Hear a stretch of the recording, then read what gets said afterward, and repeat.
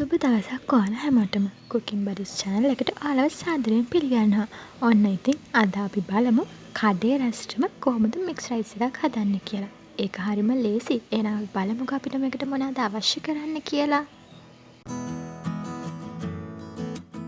මුලින්ම අපි කරන්න ඕනේ තාච්චියක් ලිපේ තියලා ඒකට තෙල් දාන එක. තෙල් ටික දාලා මේක රත් වෙගෙන එනකොට අපි මේකටම බටර් ටිකක් දාලා හොඳට ඒ දෙක කලවම් කරගන්න ඕනේ.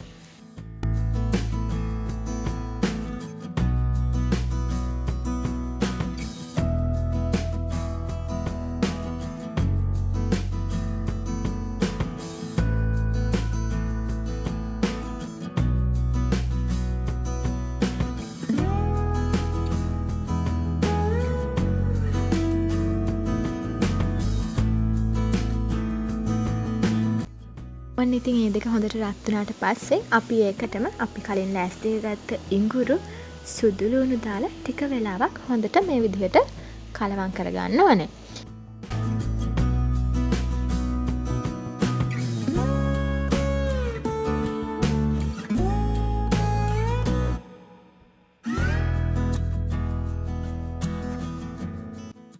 ඒ ටික රත් වේගෙන එනකොටම අපි ඒකට අම්මිරිස් කරල් 3 සහ කරපිංච දාලා ටික වෙලාවක් බැද ගන්න ඕනේ.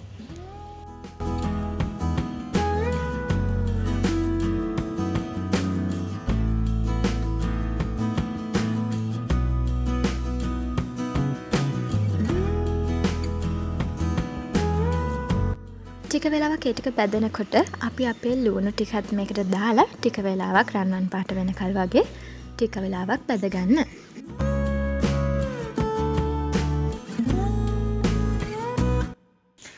ඔන්න දැන් තමයි තුන පහ දාගන්න වෙලාව. අපි මේකට අපේ රසයේ පදමට ලුණු, කහ, තුන පහ, ගම්මිරිස්, කෑලි මිරිස් දානවා. කෑලි මිරිස් සාමාන්‍යයෙන් ටිකක් වැටියෙන් දාන්න. එතකොට බත් එකේ රස පාටට පේනවා. හැබැයි පොඩි ළමයිට හදනවා නම් ඒකේ ප්‍රමාණය අඩු කරලා ඔයාලගේ රසයේ පදමට මේ දේවල් යොදා ගන්න.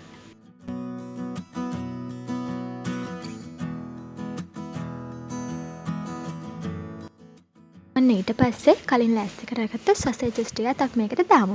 සොසේජස් ටික කලින් චුට්ටක් බැද ගන්න පුළුවන් නම් තවත් හොඳයි.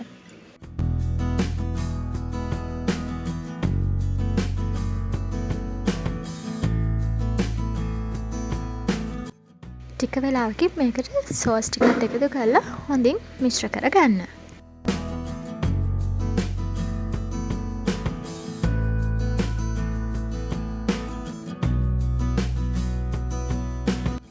ඔන්න දැන් ඔයාලා කලින් ලෑස්ති කරගත්ත බත් ටික ළඟට ගන්න. ඒ ළඟට අරගෙන අපි අපේ බිත්තර දෙක මේකට එකතු කරන්න ඕනේ. බිත්තර දෙක එකතු කරනවත් එක්කම අපි මේකට බත් ටික දාලා කලවම් කරන්න ඕනේ. ඒ හින්දා බත් එකත් ළඟට අරගන්න.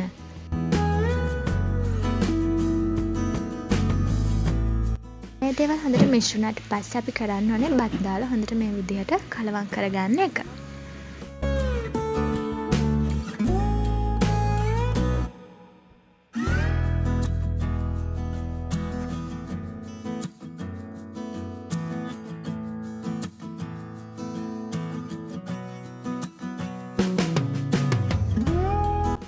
බත් ටික දාලා කලවම් කරාට පස්සේ අපි අන්තිමට මේකට උඩින් අපි පොඩියට කපාගත්ත තක්කාලි ටිකයි ග්‍රේට් කරගත්ත කැරට් ටිකයි දාලා හොඳට කලවම් කරගන්න ඕනේ.